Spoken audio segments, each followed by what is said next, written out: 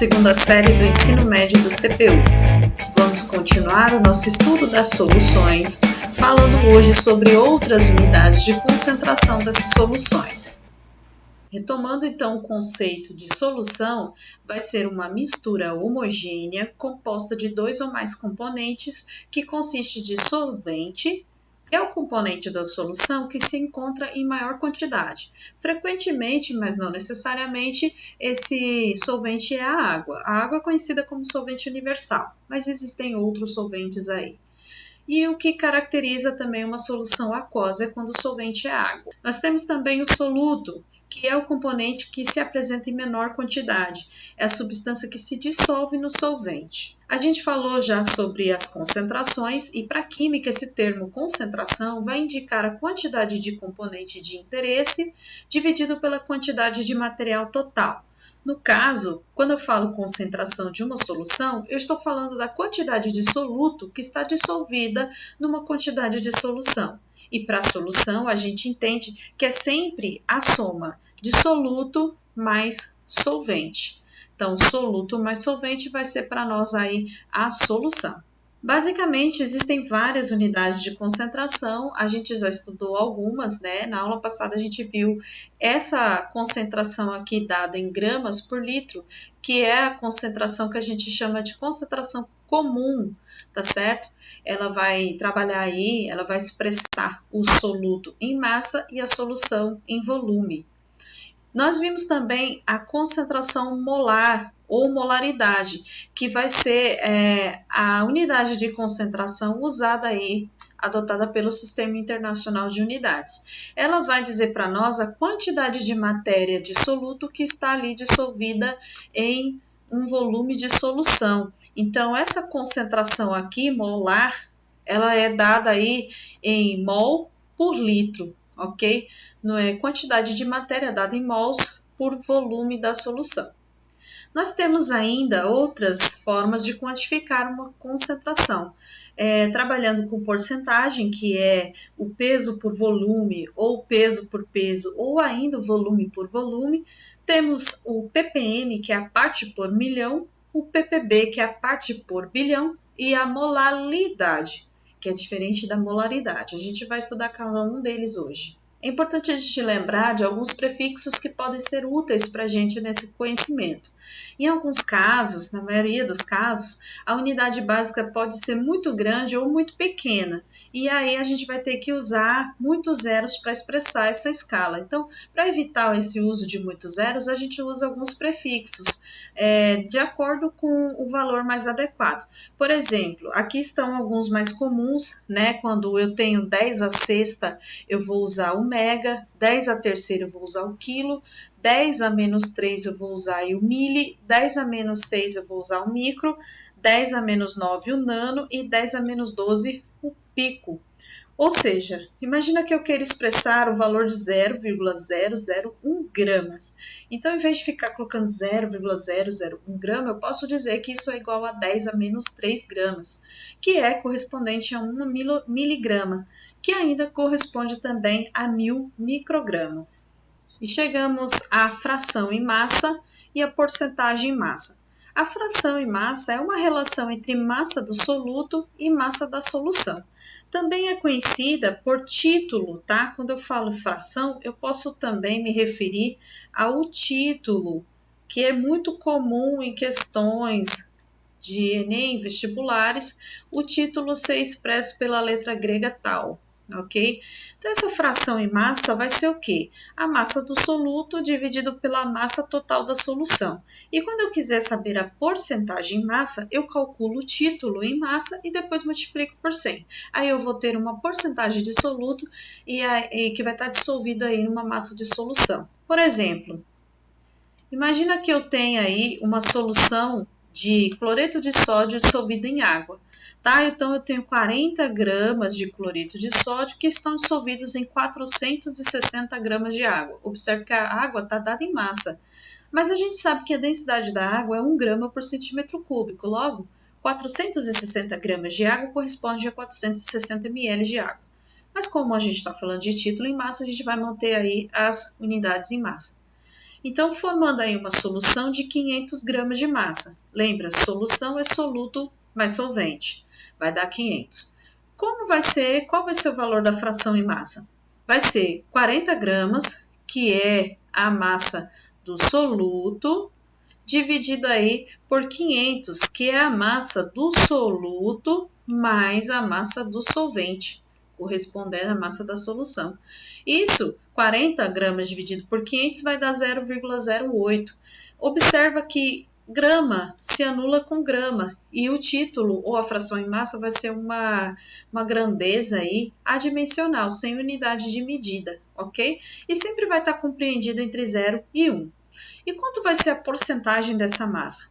Basicamente é só pegar esse valor que a gente obteve aqui, 0,8, e multiplicar por 100. Quando eu multiplico por 100, eu vou ter o valor de 8%. Significa o quê? Que dessa solução aí de 500 gramas de água mais cloreto de sódio, 8% é correspondente ao cloreto de sódio. Então, a cada 100 gramas, 8 gramas corresponde ao cloreto de sódio. Essa forma de expressar concentrações é muito comum em embalagens de álcool de limpeza, por exemplo. E no caso do álcool 70%, que a gente tem usado bastante, comentado bastante em época de pandemia, esse valor vai corresponder à porcentagem em massa de álcool na solução, que também pode ser determinado ou denominado teor do álcool. E aqui tem um box bem interessante que vai falar sobre a diferença entre concentração comum, que o livro chama de concentração em massa, e a densidade. Apesar de a concentração comum ter a mesma unidade que a densidade, pois ambas são relação entre massa e volume, é importante alertar que essas grandezas são diferentes. A concentração em massa revela a massa do soluto presente em determinado volume de solução, enquanto a densidade indica a massa de solução correspondente a determinado volume da solução, ou a massa do soluto correspondente a determinado volume de soluto. Observa aqui que ele traz um exemplo que a concentração de massa do ácido acético no vinagre é diferente da densidade do ácido. Então, a concentração em massa do ácido acético é 0,04 gramas por ml. E a densidade do ácido acético é 1,01 gramas por ml, porque são grandezas diferentes, são coisas diferentes. Uma considera a massa do soluto por volume da solução, enquanto a outra considera a massa da solução por volume da solução. Por isso que os valores são aí diferentes.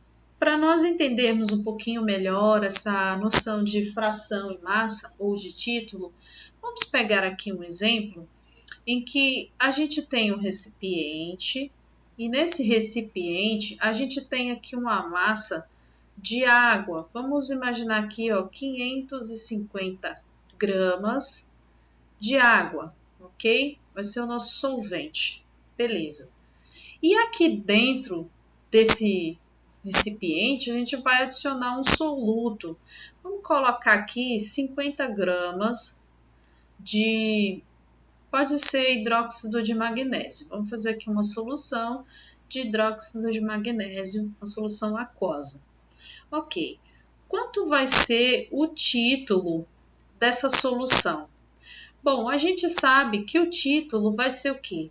A massa do soluto, não é? A massa do soluto dividido pela massa de quem? Da solução, não é isso? Então, vamos lá. O título vai ser o quê, então? Quanto que é a massa do soluto? 50 gramas, ok. Quanto que é a massa da solução? É a soma da massa do soluto mais a massa do solvente.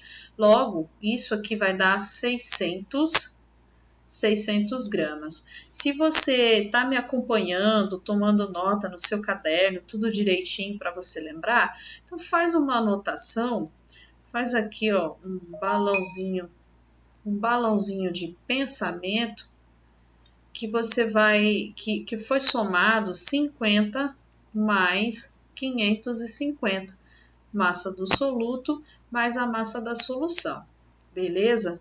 Então vamos lá, vamos seguir aqui o nosso raciocínio. Logo, o título dessa solução vai ser 50 dividido por 600, que vai dar 0,08. Não tem unidade, então não é grama, é 0,08, limpo e seco. E se eu te perguntar assim, qual é a porcentagem em massa dessa solução. Então, você vai pegar o valor do título, que é 0,08, e multiplicar por 100. Logo, você vai ter aí 8%. Significa dizer, então, que a cada 100 gramas dessa solução, 8 gramas correspondem aí ao hidróxido de magnésio, beleza? 8%, 8 em cada 100. Bom, pessoal, agora que a gente já entendeu a fração em massa, fica bem fácil para entender também a fração em volume, que é o título em volume também. E também para calcular a porcentagem em volume. É quase a mesma coisa, só vai mudar aí a forma como a gente vai expressar o soluto e a solução. Então, a fração em volume é a relação entre o volume do soluto e o volume total da solução. A fração em massa não era a massa do soluto por massa da solução? A fração em volume vai ser o volume do soluto pelo volume total da solução. Então, a porcentagem de volume é igual à fração em volume vezes 100, igual a gente fazia para a porcentagem em massa. Essa forma de expressar concentrações é comum na indicação da composição do ar. Se nas mesmas condições de temperatura e pressão forem separados os componentes de 1 litro de ar seco e puro, o resultado ficará próximo a 0,78 litros de nitrogênio, 0,21 litros de gás oxigênio e 0,01 litro de outros gases, que vai ser uma mistura aí de vários outros gases, tá? CO2, argônio e vapor de água e mais alguns. Assim, a gente vai ter o seguinte, que a fração em volume vai ser 0,78 litro a cada 1 litro de nitrogênio. A fração em volume do oxigênio vai ser 0,21 litros a cada 1 litro. E a fração em volume de outros gases, né, vai ser 0,01 litro a cada 1 litro. Se eu pegar esses títulos aqui, o título para nitrogênio, o título para oxigênio e o título para os outros gases, e multiplicar cada um por 100, eu vou ter o seguinte, uma porcentagem de 78% do ar limpo, do ar seco e puro, vai ser de nitrogênio, 21% vai ser gás oxigênio e 1% vai ser os outros gases. É basicamente a mesma ideia, só que agora usando os volumes. Parte por milhão, ppm, e partes por bilhão, ppb, para relações de massa por massa, massa por volume e volume por volume. Para concentrações muito pequenas, a gente pode usar as unidades ppm ou ppb, que é o seguinte, 1 ppm é uma parte a cada 1 milhão de partes, então é 1 dividido por 10 à sexta. E ppb é ainda menor, é uma parte a cada 1 bilhão de partes, então eu posso fazer 1 dividido por 10 à nona. Tá certo? Então, é quando a concentração é muito, muito pequena. Esses valores aí são usados, por exemplo, quando se quer fazer análise de metais pesados numa água, por exemplo, para consumo, como no caso, assim, dos acidentes que ocorreram, dos rompimentos de barragem de Mariana e de Brumadinho. Como é que a gente sabe qual é o limite aceitável aí para o consumo humano de metais que podem estar aí, metais pesados que podem estar dissolvidos na água. Então, é feita uma coleta da água, uma amostra, coleta-se uma amostragem dessa água e leva para o laboratório. E lá vão ter os valores, os parâmetros aceitáveis para o consumo. E normalmente é usada aí essas unidades de concentração, ppm e ppb. Por quê? Porque tem que ser uma concentração muito, muito, muito baixa para poder ser aí aceitável que se entre no organismo humano, tá certo? Então, são concentrações muito usadas aí na parte da química analítica. Então, quando a gente fala de concentração, se a gente estiver considerando o sistema internacional de unidades, né, a gente vai usar concentração usando quantidade de matéria, concentração definida como número de mols de um soluto em 1 litro de solução, ou ainda em 1 decímetro cúbico de solução. A unidade de concentração, portanto, no sistema internacional vai ser aquela mol por litro, ou mol vezes litro a menos 1, ou mol por decímetro cúbico, ou molaridade, abreviadamente por M maiúsculo. Lembrando que um mol vale 6,022 aproximadamente vezes 10 a 23 moléculas ou átomos. E esse número aqui é o número de Avogadro, que a gente já estudou lá na aula de grandezas químicas. Então, revisando, né, a gente já viu isso na aula passada, que a concentração molar vai ser aí número de mols do soluto dividido por volume da solução, e que para achar o número de mols, eu vou calcular, na verdade, a massa em gramas, que eu tenho chamado de massinha, dividido pela massa molecular. Então, a concentração da solução vai ficar a massa em gramas dividido pela massa molar vezes o volume da solução. No laboratório é usado um balão volumétrico de volume calibrado para o preparo das soluções, as quais, assim preparadas, passam a ser denominadas concentração analítica. E por último, vamos ver a molalidade, que é diferente da molaridade, tá? Vamos lembrar que é diferente da concentração molar. A molalidade é a relação entre a quantidade de matéria de um soluto e a massa do solvente em quilogramas. Lembra que quando eu falava de concentração molar, eu estava falando de mol por litro, ou seja, quantidade de matéria por volume de solução? Agora, a solução é expressa de uma forma diferente, é expressa em massa e dada em quilogramas, tá? Então, veja, por exemplo, a molalidade da glicose numa solução que tem 4 gramas de glicose, e aqui está a fórmula molecular da glicose, em 100 gramas, que é igual a 0,1 kg de água. Então, dado a massa molar da glicose já foi calculada, vocês também já calcularam em algum exercício, é 180 gramas por mol. Isso aqui é a massa molar da glicose. Beleza. Então, para calcular a quantidade de glicose em mol, eu vou fazer o seguinte. Se um mol de glicose tem a massa de 180 gramas, 4 gramas de glicose vão ter X. Então, 4 gramas de glicose vão ter aí 0,02 mol. Aqui eu achei o número de mols da glicose. Agora eu vou jogar aqui no cálculo da molalidade. Então, 0,1 kg de água é igual a 0,02 mol de glicose. 1 kg de água, então, vai valer Y. E Y vai ser 0,2 mol de glicose. Fazendo a multiplicação aqui cruzada. A molalidade de glicose nessa solução é 0,2 mol de glicose a cada 1 kg de água. Essa forma de expressar a concentração é utilizada somente quando se deseja relacionar a quantidade de matéria do soluto com a massa do solvente, sem considerar o volume ou a massa total da solução. Bom, pessoal, para fechar essa aula, eu vou deixar vocês com um desafio, na verdade 2, valendo meio ponto por acerto, para o primeiro aluno que fizer o seguinte: ir lá na nossa Google Classroom, ok? Lá na nossa Google Sala de Aula e abrir um tópico respondendo as seguintes questões. Misturando-se 60 gramas de um sal solúvel em 540 gramas de água, qual será o título? E a segunda questão é: qual é a massa de cloreto de cálcio, CaCl2, que deve ser dissolvida em 400 gramas de água para produzir uma solução de título a 20% em massa?